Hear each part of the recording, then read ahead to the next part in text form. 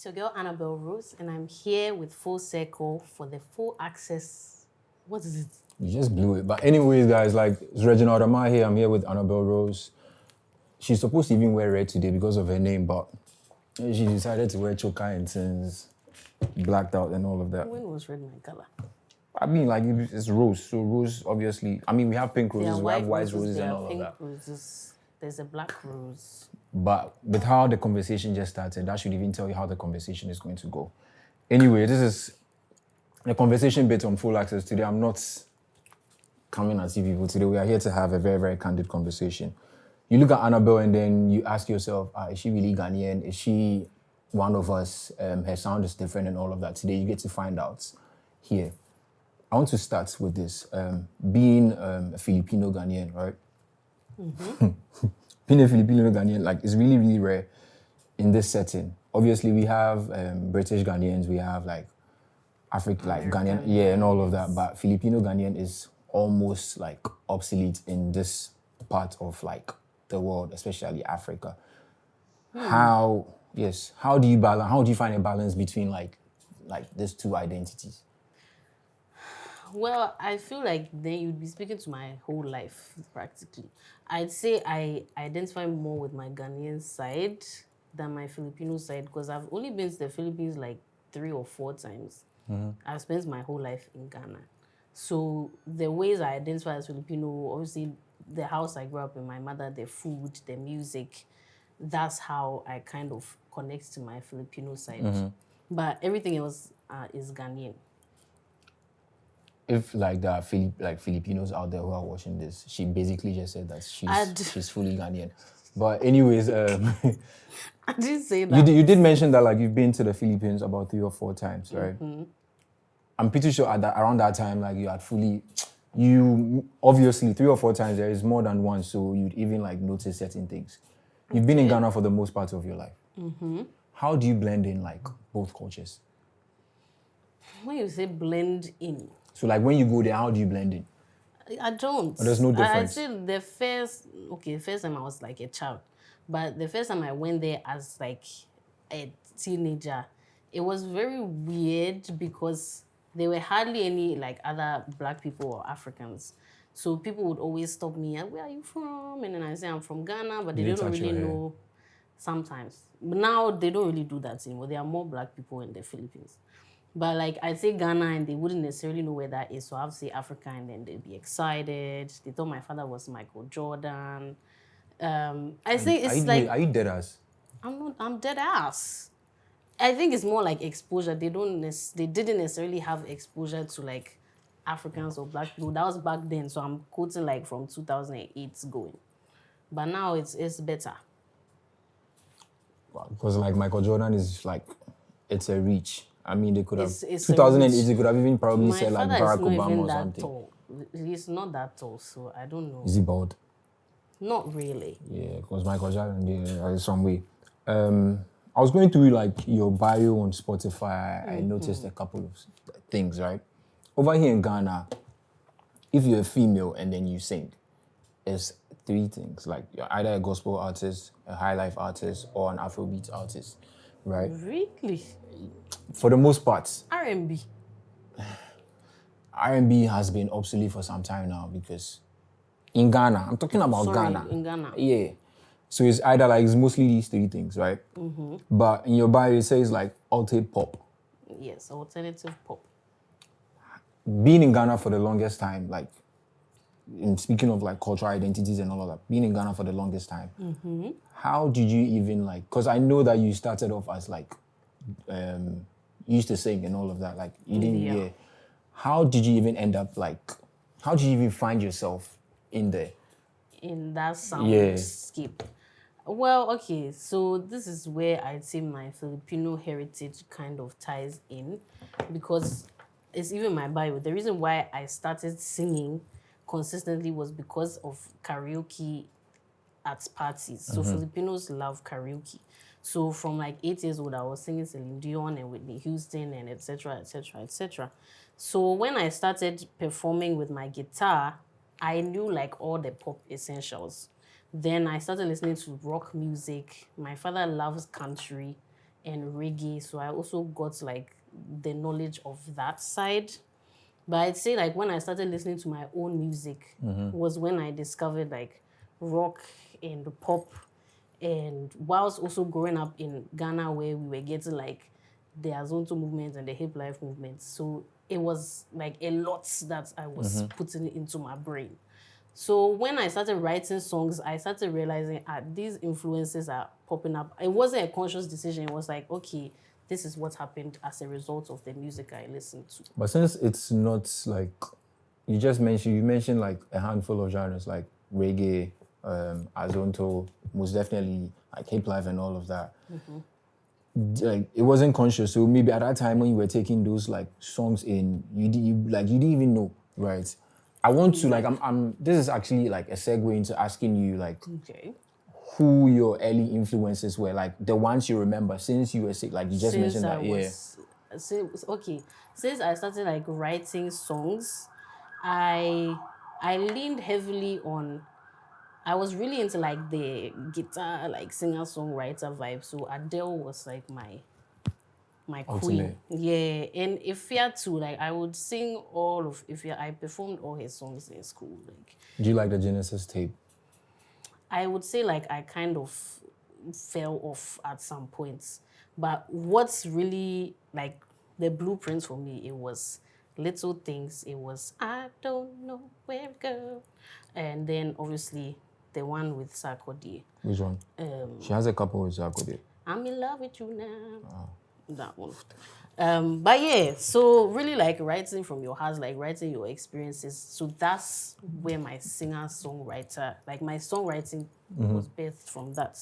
And then I got heavy into like rock music. And I was the only one in my school kind of listening to that. So It's in Ghana. yes, I was in School? Ghana. I went to SOS. Nobody was listening to that. And it was kind of embarrassing. Wait, what year was this? 2013 to 2017. Okay. Did you used to listen to Dark Suburb at that time? No, I discovered Dark Suburb, I think, towards the later parts. So that's when I was like, oh shit, this is, can I swear? Yeah. Oh, this is happening. But like my reference for rock, like stemmed from not Ghana, except for Osibisa. Yeah. I didn't finish my story. So then when I was in college, then I started experiencing like the Ote movements, like early college, late JHSHS period. And then I realized that, okay, all the like my influences from like my growing up were not necessarily useless. I mean, I could find a way to mix everything and make something that I would be happy with. So I feel like that's how we got here. And if you notice, like sometimes my songs, they are a bit scattered, like the genres. It's not, in terms of genres, it's not like cohesive. you can't say that I'm just Yeah. like a pop artist or just, you know. And I think that's because I'm still trying to like figure everything out in my head. But it's an exciting journey, so I'm not complaining.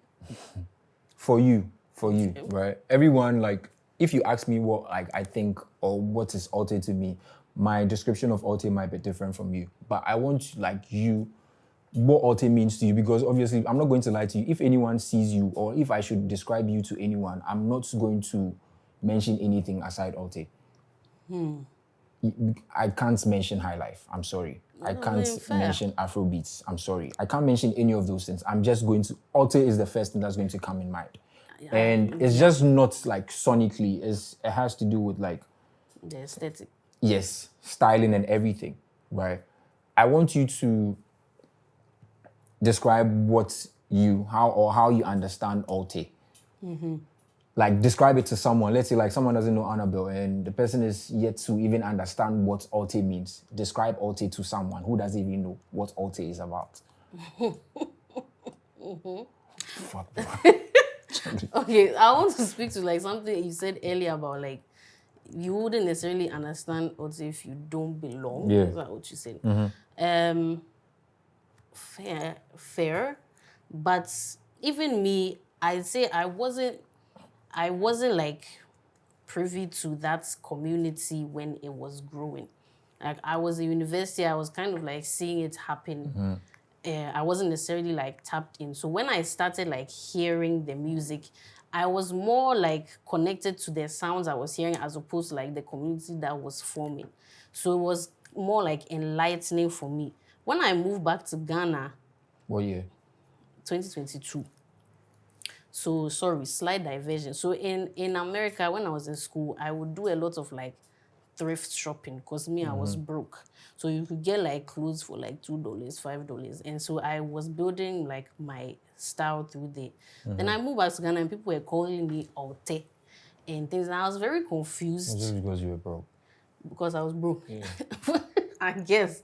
But it also like kind of influenced my style from there.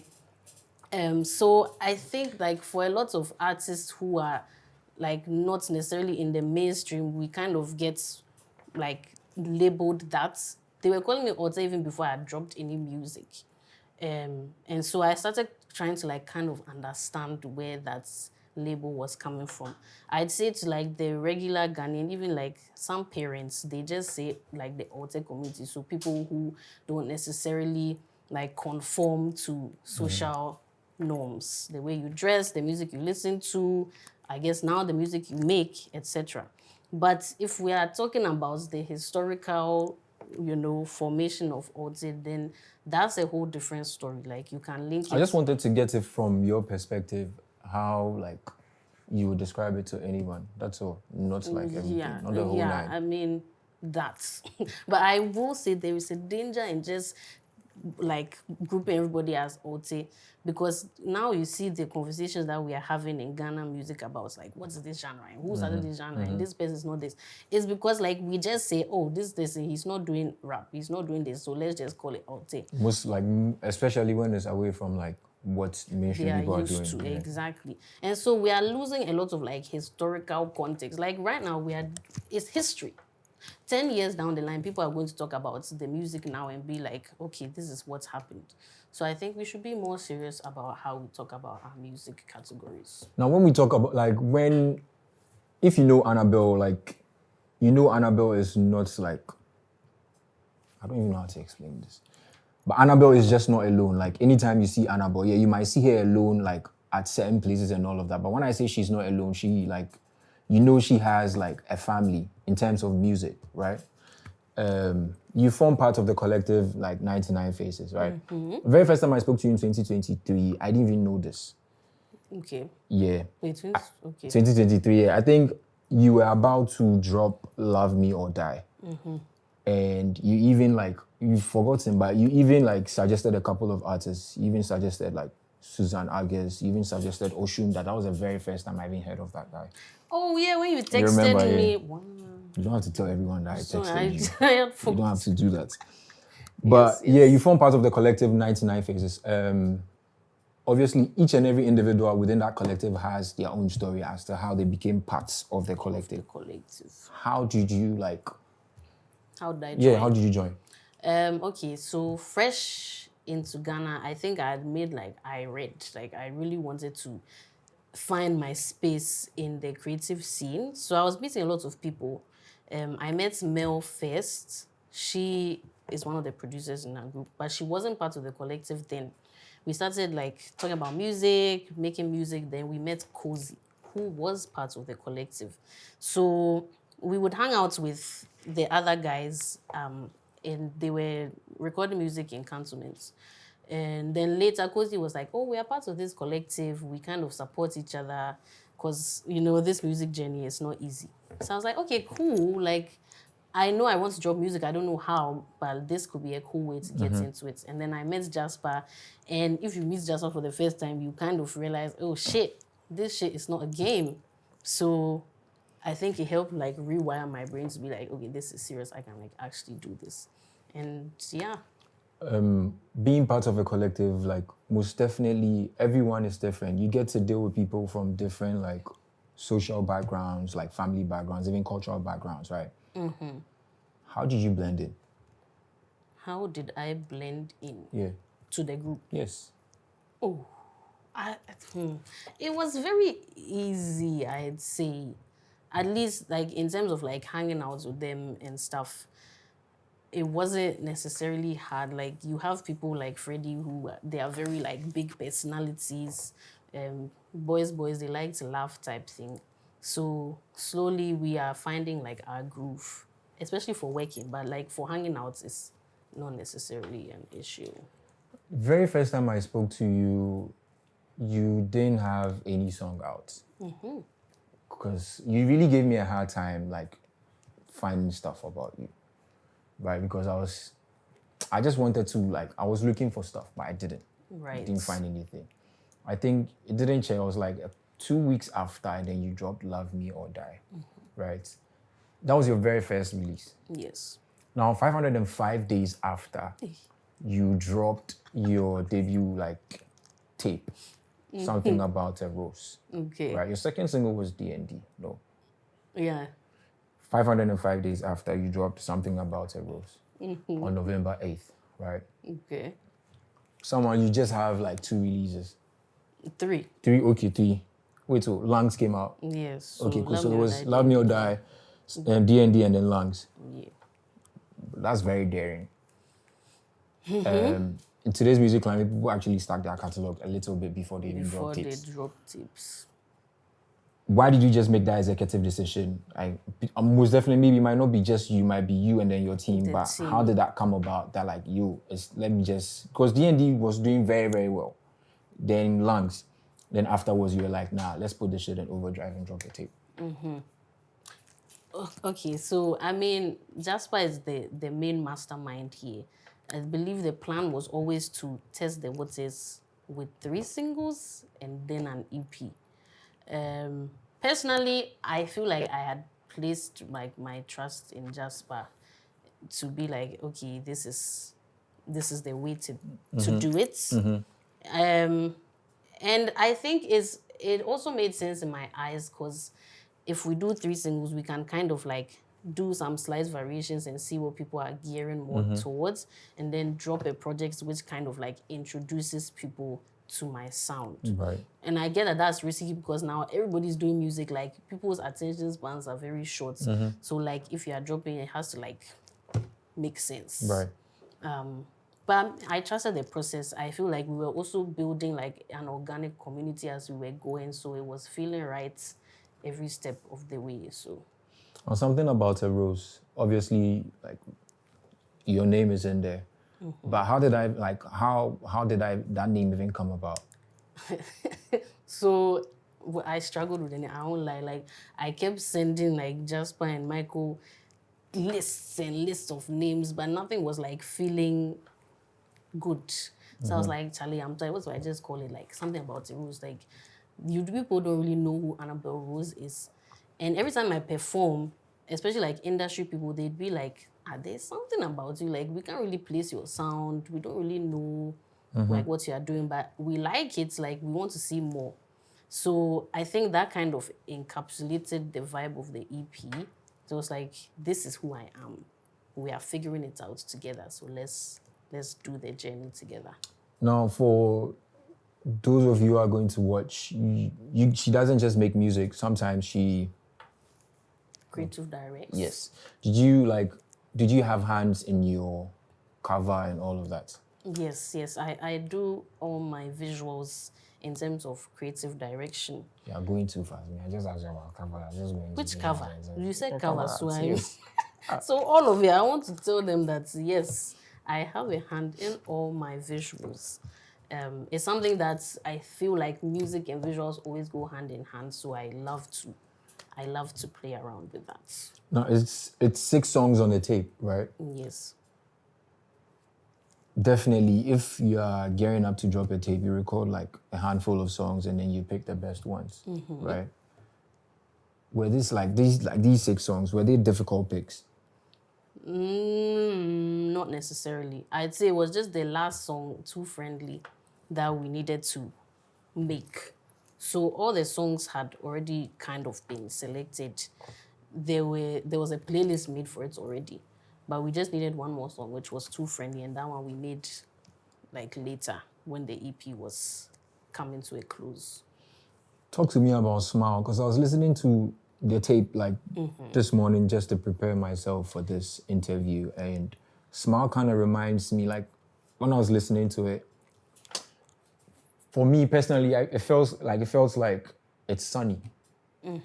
When I listen to Smile, that's the vibe I get. It's like it's sunny, it's sunshine. Yes. How did that record come about? Actually, I have a question for you. Like when you listen to Smile, what do you get apart from the I sunny? just Like, told you, like, Smile. It's like you were not okay. like when I say it's sunny, it's not just like climate sunny, but like It's very happy go yes. lucky. Okay. Oh, well, okay.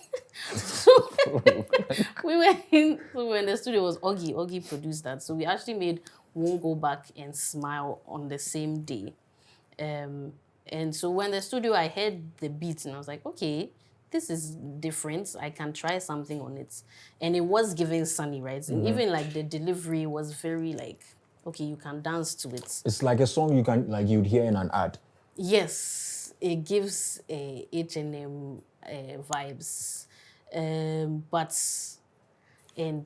my team, they don't necessarily like this, but the story for Smile is not necessarily a sunny, happy one.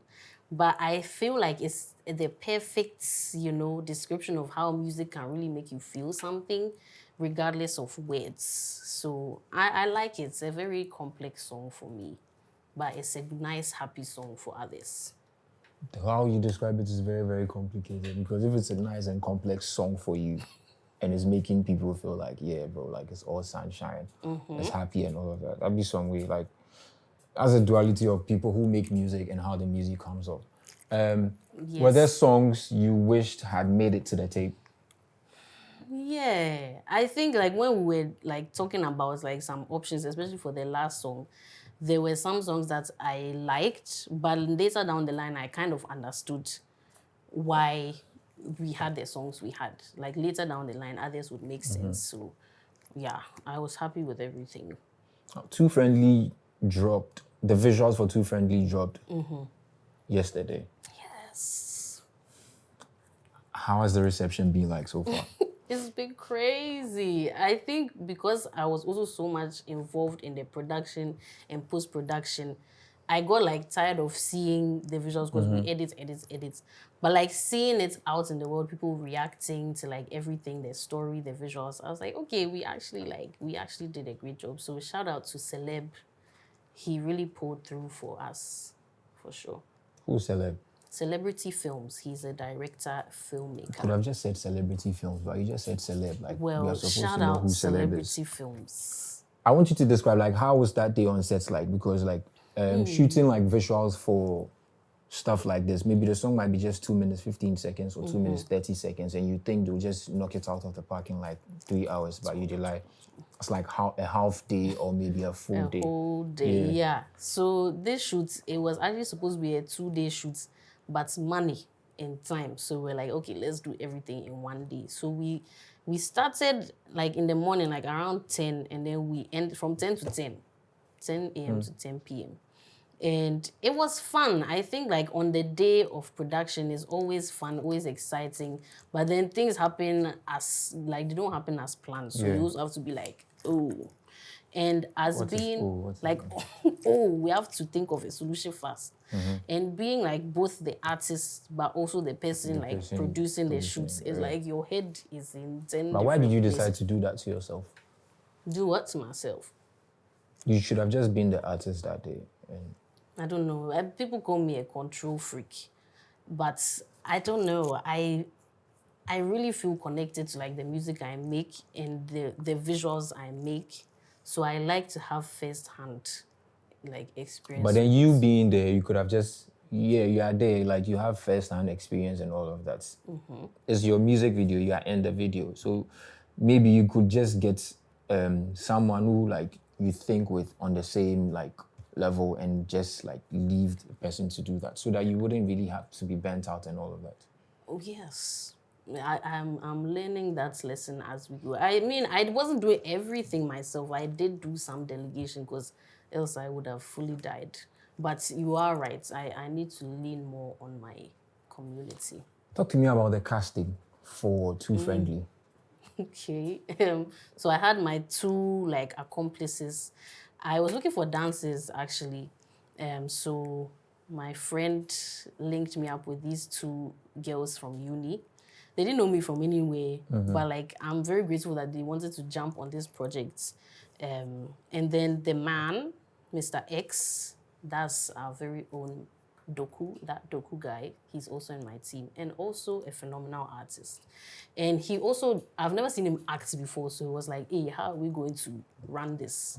But I think everything came together very well on point, so I'm just grateful. How was post-production like? Post-production, luckily, Celebrity Films, he lives like 10 minutes down my street. So I came over to his place and we kind of like tweaked things. I'd say there was a few like back and forth moments because he's also like a booked and busy director, by the way. But everything happened as it should. He was also very patient with me. Like post-production can be hellish, but this was one of the better experiences. If I'm to say you've been doing music professionally like less than 2 years, how do you feel sometimes when like people like Amaarae, right? They go on like these platforms and they can even have like everything for themselves, but then they decide to like give some of the love back and then let the world know that like it's not just her, there's other like amazing talents from where she's from that they can check out. How do you feel? I want you to speak on it, like raw emotions when you even like first saw that. Right. That day was actually crazy because before that, Molly gave me a shout out. It wasn't even her first time doing that. She's done it before and some OK Africa interview. But for some reason, when she did that one, it was getting a lot of traction. Like people were messaging me like, hey, Anabel, we are big now. Which one? Is it the Moliy one? Yeah, the Molly one. And then literally less than 24 hours later, Amaarae like mentions my name and I'm like, okay, hold on. What did I do? Like, I don't know. And so obviously we capitalized off of that and it really helped. And I think as an independent artist, sometimes you don't necessarily like appreciate the progress you are making. But like to find out that people who in a way influenced your artist journey, like know you and appreciate you or maybe listen to you to some extent, it's wild. I think it helps you keep going. Have you been in like talks with any of them? Because I was watching an interview of Moliy and she was like how she even ended up on Sad Girls Love Money. She texted Amaarae on IG and they just spoke, but it didn't take off from there. Like over time, she shared some of her stuff, and then that was. Have you guys like spoke or anything? Amaarae. Both. So Molly and I'd say like we are friendly. Like we are friends, and that came like after when we moved back. When I came back to Ghana and like we had our interactions. For Amaarae, I hadn't really met her before. I actually went to her concert when I was still in university, so it was wild like meeting her. She did the Republic, the live stream. So I met her there. We had a full-blown conversation, which was really nice. I really wanted to fangirl so hard, but we have to be composed. And yeah, she was like, she loves my music. She was like, oh, I really love your music. And I couldn't even like reconcile that fact. Like, Amaarae listens to my music. Wow. So yeah, but what we were saying about Molly and DMing Amaarae for Sad Girls Love Money, I also think that it's like a slow journey. Like you meet someone, you don't expect to make a banger the next day. It's kind of like baby steps. So, I mean, I'm hopeful for the future. I feel like sometimes in order for that to happen, the person has to actually like fuck with your art first. Exactly. Because you can't just DM me and then I'll just get up and give you the chance. You Right. have to actually prove yourself before. Yeah. Even so, in 2020, I made a cover of Sad Girls That's Love 5 Money. years ago. Yeah, That's I crazy. made a cover of Sad Girls Love Money and like both of them responded. So it feels like a full circle moment to now like be able to meet them. Like they know my music, they like my music, yeah. Yeah, cool. So speaking of like Amaarae and then Moliy, right? Obviously, like as artists, you guys speak and it just doesn't end there. You guys send yourselves like WAV files and then MP3s and all of that. Or like, I just sent you this. Please check if you would like to do something, or if you fuck with it first and see if you would want to do something on it. Has that happened yet? So with Molly, we've actually been in the studio together we've recorded a song together, but nothing really concrete so far has come out of our collaborations. But I mean, it's still early days. Who knows what can happen with Amaarae? I'm hopeful that soon we can have a more meaningful interaction. So. Interaction in terms of in the studio or in person? In person, in person and eventually. Because you've in already the had a studio. full-blown conversation with our Republic. What interaction You are is there right. again? A more meaningful studio interaction. Interesting. Now let's come back to you. You dropped your tape last November. Yes. Still new, but looking at how music has become nowadays, someone drops a tape this month and then the next month the tape is... And you are rolling out your stuff like bits by bits. Too Friendly, the visuals for Too Friendly just came up. When you even see that, you'd even want to go and listen to the tape again, right? But music is, I wouldn't say microwaved. It's microwaved in terms of like listening, right? Are we going to get anything new from you this year? Yes. So already I'm working with my collective. We've dropped some singles, $1 Million Dreams. I'm on that. So that's out.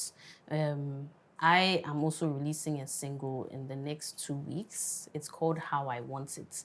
And I think it will be like an interesting introduction to another facet of my sound. So I'm excited for that.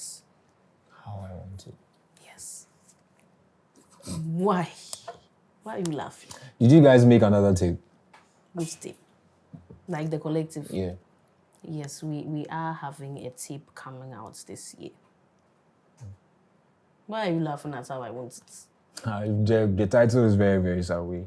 Why is this? How I Want It. How I want it. How do you want it? Exactly.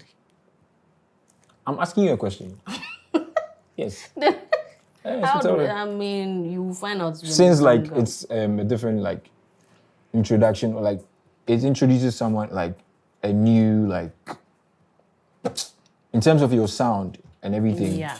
This is already out. How I Want It introduces a different like. I would say, okay, so let's say the songs from Something About a Rose, it kind of showed like a range of things that I'm into. Now we are trying to like go into our different side quests, but still within that range. So I guess we're kind of honing in.